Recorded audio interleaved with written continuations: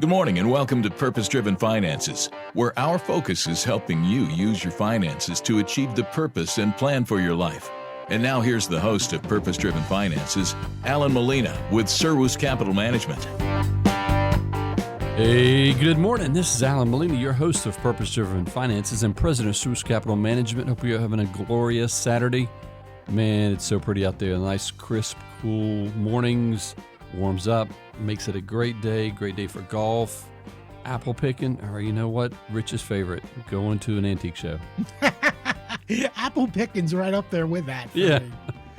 You know, that was one of the things that, and I hate to say this, but I used to get dragged to when my kids were younger. Oh, yeah. We'll go apple picking. And, you know, now my boys are older and kind of, but as much interest in that as I do, which sucks for her because, you know, she would have loved to have a little girl and go apple picking or whatever. But, well, dude, I like... dude, there's football on. There is football. It's weekends in the fall. But there's dividends that it reaps.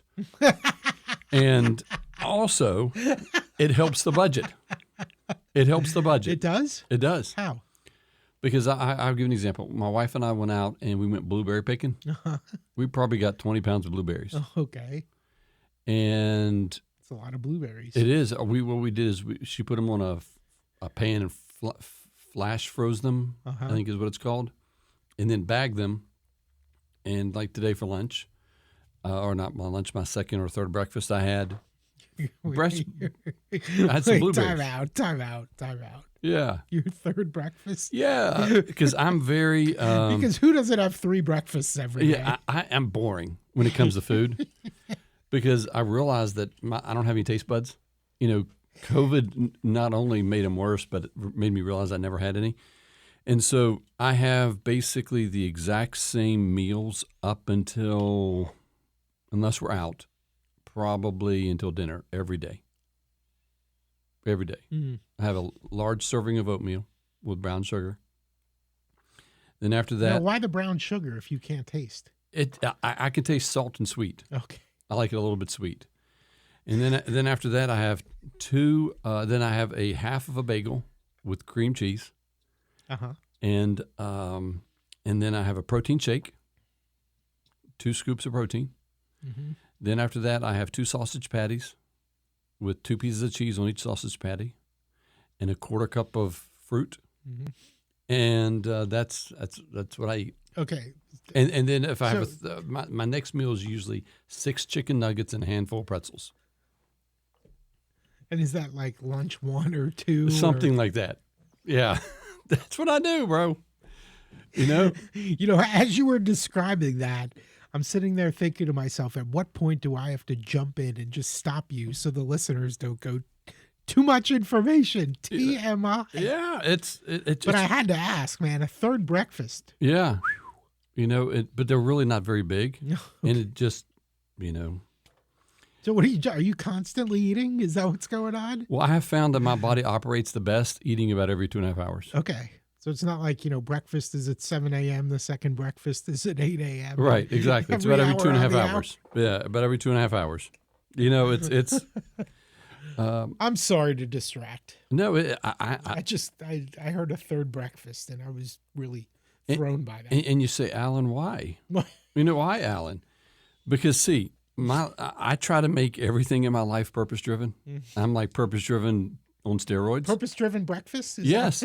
The reason being is the only reason I eat is to live. I rarely eat to enjoy it because I don't really enjoy food. Our friend and one of your radio folks who advertises, Ben Crosswhite, the dude had me eating 5,000 calories a day. That's a lot. Oh, yes. It's horrendous. It's horrendous. And I gained no weight. And I'm betting they weren't the fun calories. No. It was like ice cream. Yeah, no, it was like chicken and, you know, it was horrible. It's horrible. No offense, Ben. No. I love you, Ben. Love Crosswhite Fitness. Go check him out. Go to WLNI's, what's that thing called? Where you can get that budget. JamesRiverMedia.com. Yeah, go there and get you a discount. Bargains in the Berg. And he's a great guy. He will hook you up.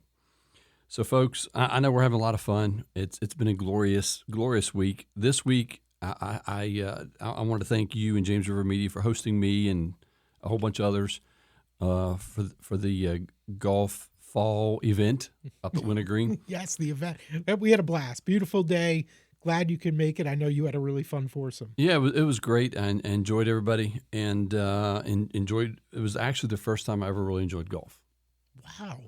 And so I'm like, you know what, I could do this because I got some new clubs, and my friend gave me a driver, and dude, those hybrid, the hybrids are dude, that's money. That was money. I had my two hybrid. I probably had two shots that were 225. Wow, straight as an arrow. Good. But then I also use those Polaris golf balls. Those didn't work as well for me when I tried them. Yeah, they were money. I never had a shank, never had a hook, and so folks, yes, I'm just sharing life because you know what, whatever you do, whatever you're gonna do this afternoon, whatever you're gonna do this weekend, it needs to be purpose driven, needs to be fun. But I also wanted to mention, Rich, that I'm not, I get so many comments about that ad, and I'm glad it's still running. We need to freshen it up. Yeah. We need to change it. We need to get rid of it. We may need to change it after this weekend, at least the end of it with DC's comment about the Jets, because the Jets are I'm expecting them to beat the Steelers. Wow. Russell Wilson's going to be the quarterback. He's going to be rusty, and he's going to throw some interceptions or get totally killed, from a sack perspective. And I expect Aaron Rodgers to light it up. So, I probably will be eating dirt. But besides that, like Alan, this is a finance show, but sometimes we have fun. And stay tuned because after the break, Jonathan Falwell is going to be my guest again and talking about in his life how he is purpose-driven. You say, as a pastor, that's easy. No, it's not always easy to figure those things out. Stick around because last week he talked about his dad. And it doesn't matter who you are. If you're purpose-driven and you're a housewife and your number one goal is to raise kids that are productive adults, dude, that's a win right there. It doesn't matter. But now, Rich, I wanted to share a couple things with you. QPM highlight. You always want me to highlight this. And I don't know if you saw it, but Alan, remind folks again what the QPM is. Yes. See, the QPM is the quantitative portfolio model. Mm-hmm. It's an algorithm I've probably worked now, because I continuously work on it every day, 15,000 hours. And it's really geared towards, it's based on price, volume, and volatility that helps me identify areas to invest that sometimes goes long, sometimes goes short. Going short means you want to make money as the market goes down. And right now, it's exciting because we're quad 3. We have a lot of gold. We have some nuclear in there. We have some utilities. We actually have some Bitcoin and some Ethereum because it's basically a commodity. And we have some NASDAQ. But what I wanted to highlight is, and I actually took from a client's account that's in the QPM, not the QPM 2X, but the QPM on 10/15, we bought XLU. It gave us a signal to go long. I didn't know why. XLU is what? Utilities. Okay. Because actually what happened is it's an ETF, so it basically it's a non-managed, really no fee sort of fund, right, that encompasses a bunch of utilities. Right. So you buy the whole sector. Right. It has a little bit of a fee, not much. But several basis points. Not much. Yeah, not much. And what happened was not a few weeks ago, I don't know the exact date, I don't have my computer in front of me, but it told me to get out of utilities. So we did. Utilities fell. But then on 10/15, it said buy. Mm-hmm. I thought, I don't know. So I did about 10% of the portfolio in the QPM because it's more concentrated than the average. And I didn't know what was going to happen. And Rich, I provided you the press release. Dominion Energy, and I did. Yeah. I gave it to you. Yeah. Dominion Energy and Amazon explore the advancement of small modular reactors in Virginia. And guess what date it is? October 16th. Guess what XLU did? Went up. It went up I didn't know. And the reason you say, Alan, that's just a one-off. I could give you many examples of it. One thing that's interesting is, and that people don't understand, is price is, it can be wrong, but a lot of times it's not. Mm-hmm. Because somebody somewhere knows something. And realistically, when someone goes to buy or sell, and I'm not talking about 1,000 shares, I'm talking about at a magnitude where it actually, has an influence. What ends up happening is, if you follow the price volume volatility, it picks it up, and you can actually make money in those trades. So, folks, give me a call at 434-316-0246. Go to my website, servuscm.com. Let's analyze your portfolio. Let's see how it's performing. Let's see where is it positioned for quad 4, quad 2, quad 3, whatever it is. Right now we're in quad 3. And let's see how we can make you achieve the purpose and plan for your life, having a better portfolio. And stay tuned for after the break. Jonathan Falwell and I are going to be talking to you about having a purpose-driven life, and hope you have a blessed little break.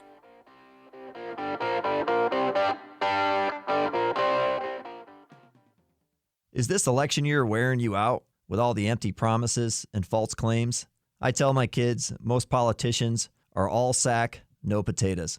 I'm Tommy, the woodsman. My team and I embody my tagline, properly equipped, more than capable. As a tree service company, our core competencies are tree removal, tree pruning, stump grinding, and lot clearing. Unlike the competition, we deliver on our promises every day and never depend on subcontractors. Check us out at IHaveASawForThat.com.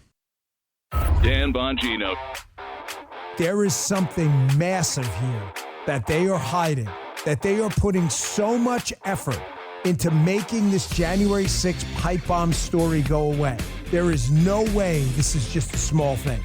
Those things were planted, and the MAGA movement was about to be framed, and the unrest at the Capitol got in the way. That is exactly what happened. The Dan Bongino Show, weekdays from noon to 3 on WLNI.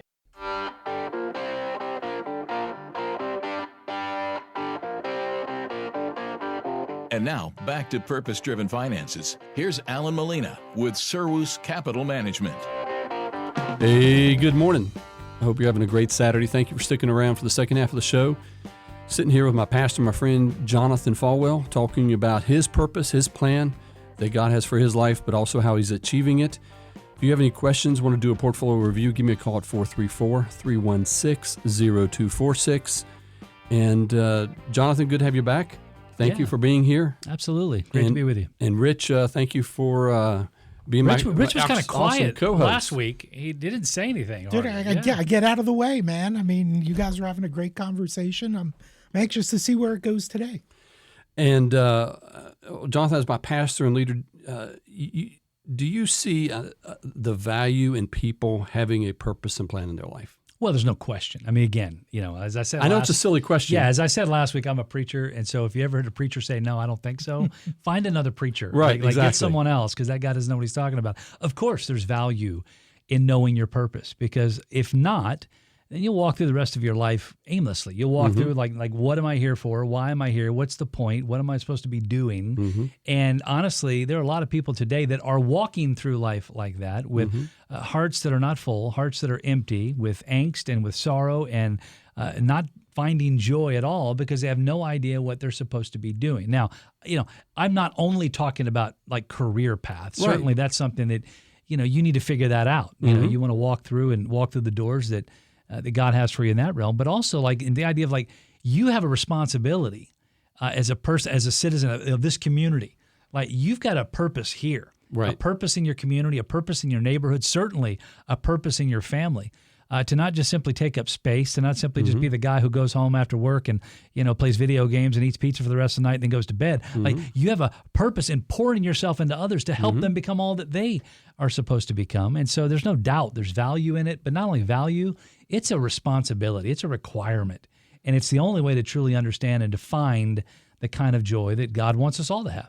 Exactly, and I know it was a silly question, but so many people who come into my office who are prospective clients, I even have some clients that they're not purpose-driven. They're looking for the next paycheck, the next opportunity to or retire and get a a rocking chair and go on the front porch and just retire and be done with the monotony of work and then go to retirement, they don't see they are created with a purpose and a plan. Therefore, their life is unfulfilled and things such as that. Now, what the next question, because I'm trying to set these things up.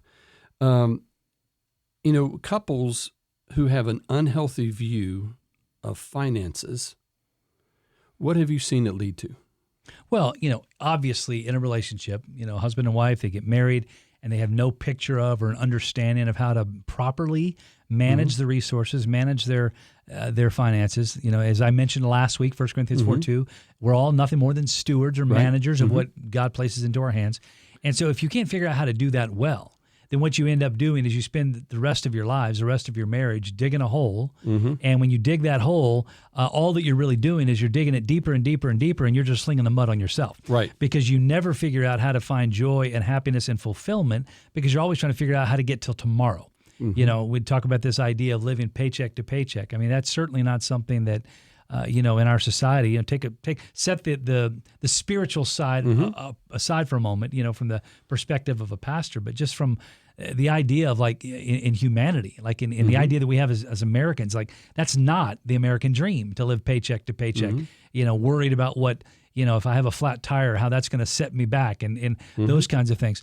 And so what we know clearly is that when we can have a picture of understanding of how to properly manage, how to properly deal with our finances, how to make sure that we're not spending, it's not rocket science, of not spending more than we bring in, right? Of being able to actually live within that margin, then what that does is by living within that margin, what we'll be shocked to find is that margin continues to grow.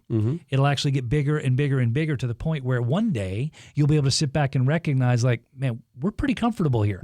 Like things are okay here and you're not living paycheck to paycheck, which will then give you the opportunity of beginning to live your life according to the things that maybe you set out when you were a kid, when you had no concept that things cost money, because back then they really didn't, right? Because it was handed to you or whatever it might be.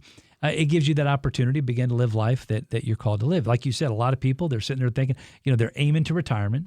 They're coming to see you maybe to figure out how they can, save enough money so that, to save to sit is really kind of the idea. Like exactly. I'm saving the money so that I can leave my job and go sit on the couch and watch TV and not. That's not at all what we find fulfillment in.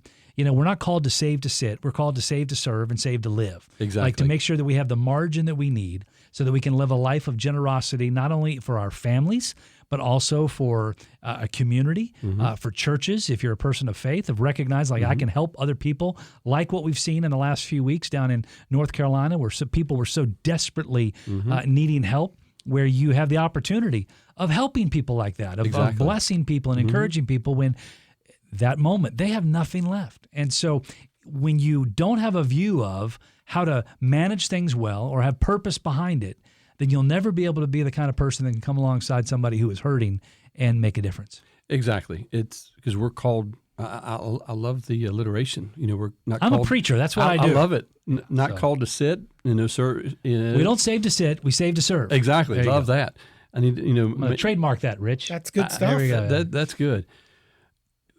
Because from my side of things, when couples didn't have the purpose around it, whether they were just getting married or being married 30 years, if they don't have the right mentality of finances, that it's a tool to use to accomplish the purpose and plan, they ended up getting angry with each other in fights and sadly divorce. Yeah.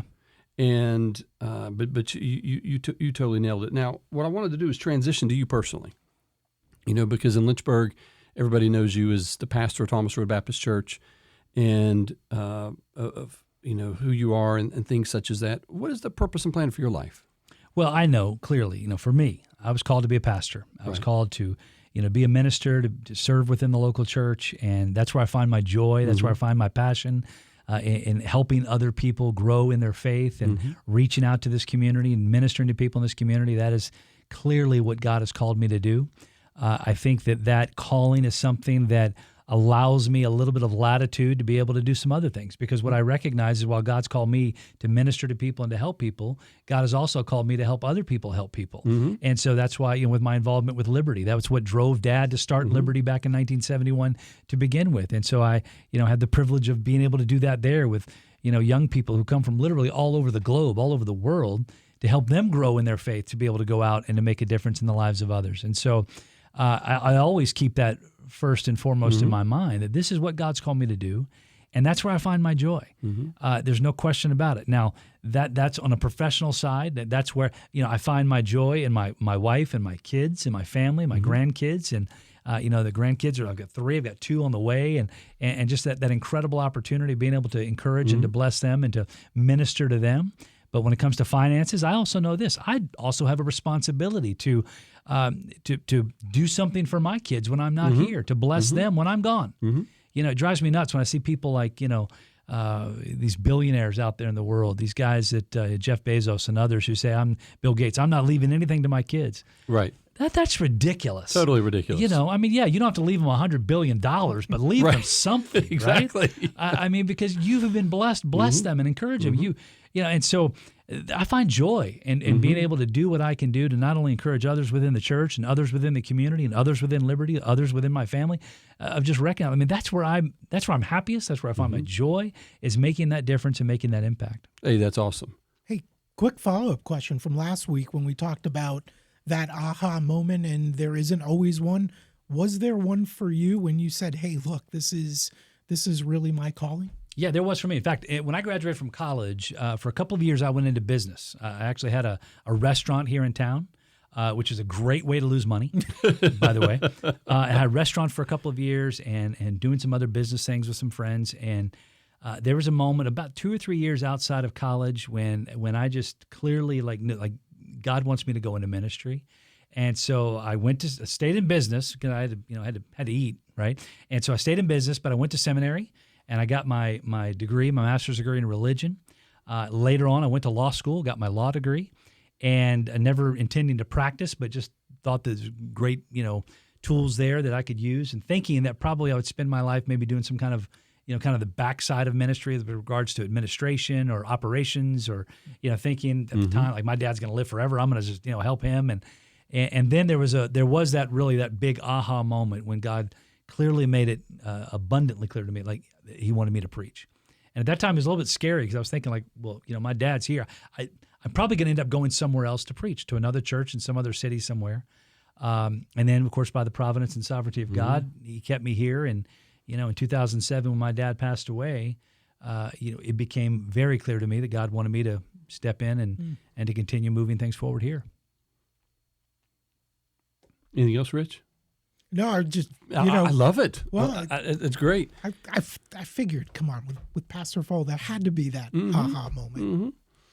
Now, how do you keep but let me follow that up. So obviously, but what I just shared with you was a series of moments. So in other words, like we talked about last week, it doesn't always have to be that lightning bolt moment. There are things that God does incrementally along the way, and what we have to do is the thing we must do is pay attention, because there are lots of times the Bible talks about the still small voice of God. In other words, when it talks about still and small, it literally is like that quiet voice of God, because we live in a world of distractions. We live in a world of noise.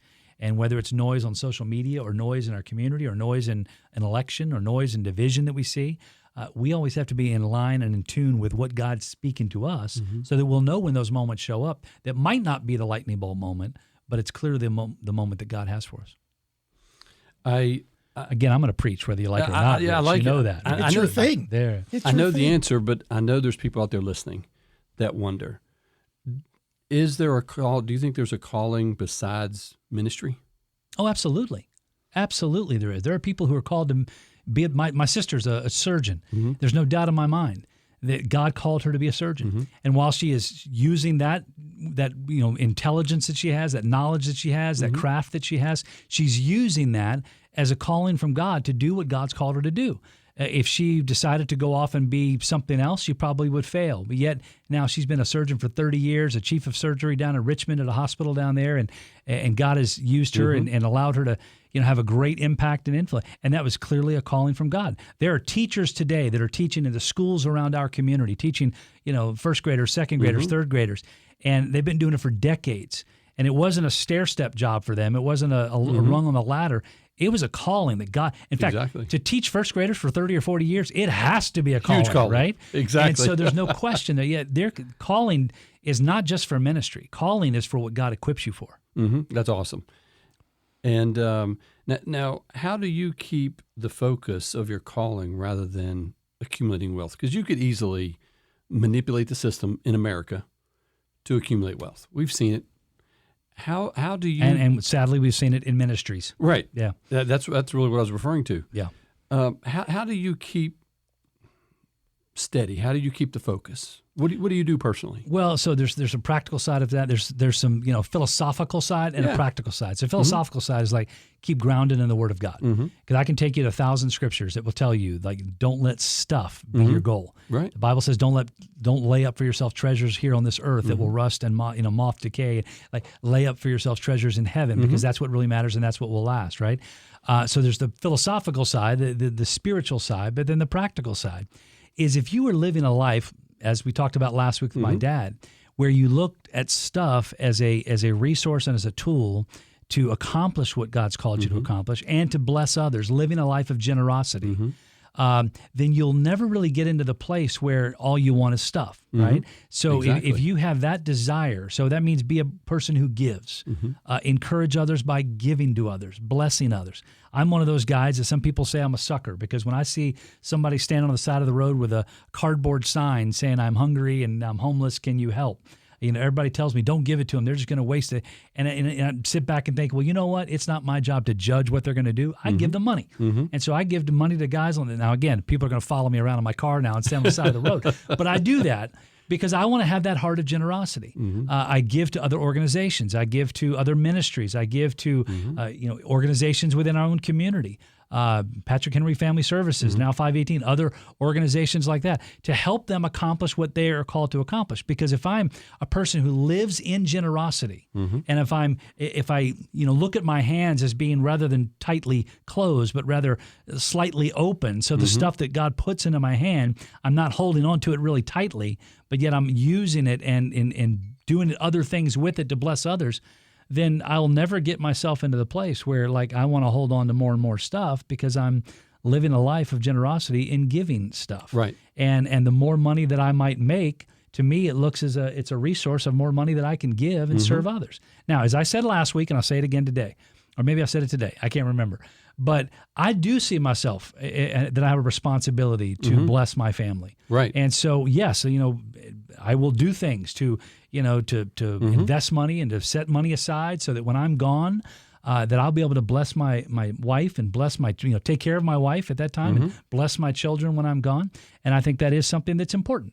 And so, yes, it's not like I'm giving away every dollar that I make, but I also recognize this is like, man, I am not working and investing and serving so that I can have a lot of stuff. Right. I'm working and living and saving so that I can actually have the opportunity of blessing others, whether it's my family or whether it's other organizations or whether it's our own church or whether it's random people on the side of the street. And if you have that as a view and that as your vantage point in everything that has to do with finances, it changes your whole perspective on the importance of laying up for yourselves treasures that will get destroyed.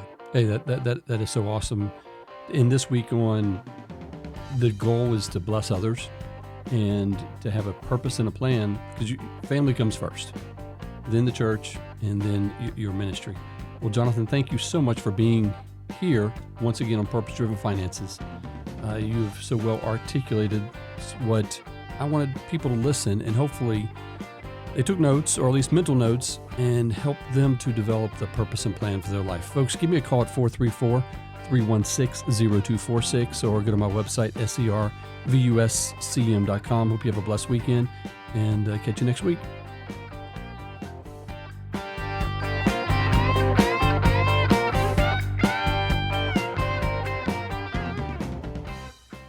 returns for illustrative purpose. This is not a suggestion to buy, sell, or use a platform. Only will a suggestion occur after a meeting to determine goals, risk tolerance, and time horizons. Investments involve risks and no guarantee of future results.